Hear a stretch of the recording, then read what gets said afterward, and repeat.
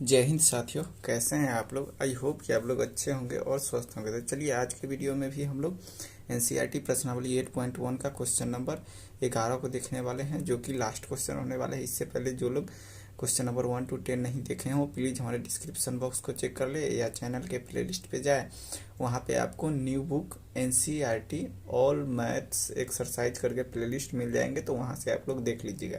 क्योंकि ये new book है तो हम लोग यानी अभी नई शिक्षा नीति में न्यू बुक आई है, तो हम लोग न्यू बुक से ही पढ़ने वाले हैं। तो चलिए, और ये सभी लोग जानते हैं कि त्रिकोणमिति है, तो त्रिकोणमिति का क्वेश्चन नंबर 11 है। तो चलिए, इसमें 5-6 क्वेश्चन है, 5 क्वेश्चन है इसमें दिए, यानी क्वेश्चन को पढ़ते हैं। बताइए कि निम्न कथन सत्य हैं या असत्य हैं और कारण सहित अपने उत्तर की पुष्टि कीजिए। तो चलिए हम यहाँ पहला क्वेश्चन को देखने वाले हैं। पहला क्वेश्चन क्या कहता है, tan a का मान सदैव 1 से कम होता है। तो चलिए, इसको भी हम अलग से बना लिए हैं ताकि वीडियो लंबी ना हो। यहाँ देखिएगा, इस 1 नंबर क्वेश्चन यहाँ पे है और इसको तोपिए। यहाँ पे अब क्वेश्चन को पढ़िए।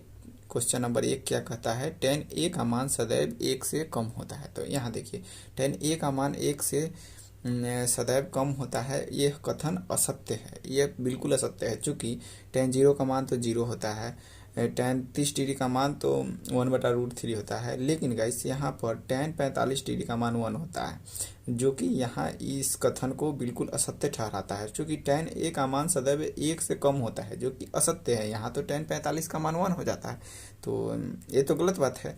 तो tan a का मान सदैव 1 से कम होता है, ये बिल्कुल असत्य है, क्योंकि tan 45 1 होता है। अब चलिए क्वेश्चन नंबर 2 की ओर चलते हैं। 2 क्या कहता है, कोण a के किसी मान के लिए sec a बराबर 12/5। तो चलिए अब क्वेश्चन नंबर 2 को देखते हैं। ऊपर कर लीजिए अब इसको, इससे कोई मतलब नहीं रहना चाहिए। चलिए क्वेश्चन नंबर 2 को देखते हैं। क्वेश्चन नंबर 2 क्या कहा है, कोण a के किसी मान के लिए sec a बराबर 5/12। तो sec a बराबर 5/12, अभी फिगर को नहीं देखिए। sec a बराबर 5/12, तो 5 sec थीटा बराबर क्या होता है, चूंकि cos का उल्टा sec होता है। cos थीटा बराबर आधार बटे कर्ण होता है, तो sec थीटा बराबर कर्ण बटे आधार। और कर्ण को क्या बोलते हैं हम लोग, हाइपोटेनस यानी h, और आधार को क्या बोलते हैं, बेस यानी b, यानी h/b। तो यहाँ कर्ण दे दिया है 12, आधार दे दिया है 5, यानी कर्ण दे दिया है 12, आधार दे दिया है 5। तो गाइस यहाँ पे आप लोग देख सकते हैं कि कर्ण 12 है और आधार 5 है। जब कर्ण और आधार दे दिया है तो यहाँ लंब जो निकलेगा वो भी 12 से नीचे ही आएगा, यानी कर्ण सबसे बड़ी भुजा है, तो सबसे बड़ी भुजा हमको यहाँ दे दिया है। तो इसीलिए यह कथन जो होगा वो सत्य होगा, क्योंकि विकर्ण अन्य भुजाओं से बड़ा होता है। तो ये दोनों भुजा 12 से छोटा ही आएगा, आप लोग चेक कर सकते हैं। तो गाइस यह कथन सत्य है। अब चलिए तीसरा नंबर क्वेश्चन को देखिए।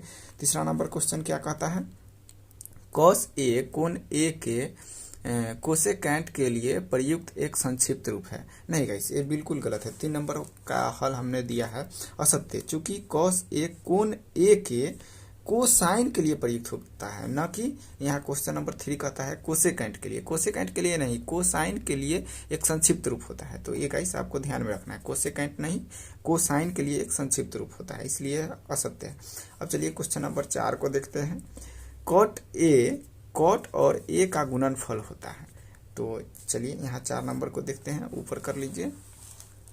4 नंबर को देखिए, यह असत्य, चूंकि यह a का कोटेंजेंट होता है। चूंकि गाइस ये यहाँ आप मान लीजिए यहाँ पे कॉट a है, तो कॉट a जो होता है ना, वो यहाँ 4 नंबर क्वेश्चन को देखिए, कॉट और a का गुणनफल यहाँ बीच में नहीं होता है। ये कॉट a का यह यानी असत्य, चूंकि यह a का कोटेंजेंट होता है, a का कोटेंजेंट होता है, न कि इसका गुणनफल होता है। तो इसको यही बताना था।